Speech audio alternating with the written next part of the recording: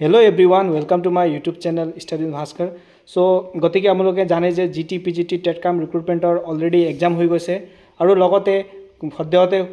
মুখ্যমন্ত্ৰী ডক্টৰ হিমন্ত বিশ্ব শৰ্মাই কোৱাৰ নিচিনা 5 তাৰিখৰ আগত 5 জুনৰ আগত ৰিজাল্টৰ ঘোষণা কৰিব আৰু তাৰ মাজতে এটা নোটিছ আহিছে যে পিজিটিৰ যোনটো ৰিজাল্ট বা আপোনালোকৰ যোনটো ডকুমেণ্ট ভেৰিফিকেশ্যন প্ৰচেছ 1:1 ওকে 1:1 আপোনাৰ মানে 30 তাৰিখে আপোনাৰ ঘোষণা কৰিব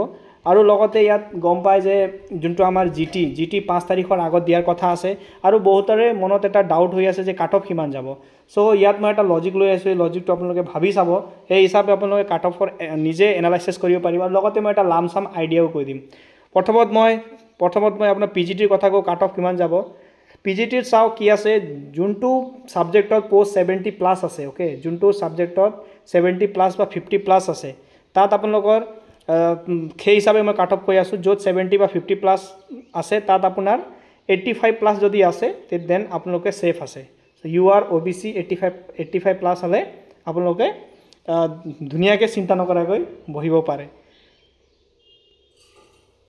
এতিয়া চাওক যোনটো পোষ্টত जिनकेटा সাবজেক্টত পোষ্ট কিটা আপোনাৰ 25 প্লাস আছে বা 30 তলত আছে তাত আপোনালোকে 88 90 ধৰি লব পাৰে কিয়নো তাত আপোনাৰ এসটি এসসি ওবিসি বিলাকত ক্যাটাগৰি ওয়াইজত ভাগ হ'ব পোষ্ট বিলাক সো পিজিটি যাৰ পোষ্ট বেছি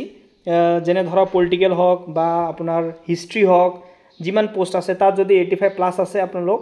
এক প্ৰকাৰৰ সেফ জোনত আছে বুলি ক'ব পাৰি দেন নেক্সট আপোনাৰ জিটিৰ কাট অফৰ কথা এটা লজিক আপুনি লগাব আপোনাৰ যোনটো পিজিটিত পোষ্ট কিটা আছে তাত সবচে বেছি কিহৰ আছে আপোনাৰ পোষ্ট কিটা আপোনাৰ 800 সাবজেক্টৰ বেছি আছে সো 800 সাবজেক্টত আপোনালোকে যিমান 800 সাবজেক্ট আছে ইহঁতৰ কাট অফ আপোনাৰ যোনটো জিটি সায়েন্সৰ কাট অফতকে কম যাব কিয়নো বহুত 800 যোনটো পোষ্ট আছে তাত দুটা এক্সাম দিয়া মানুহ আছে জিটিও আছে পিজিটিও আছে আৰু যাৰ আপোনালোকৰ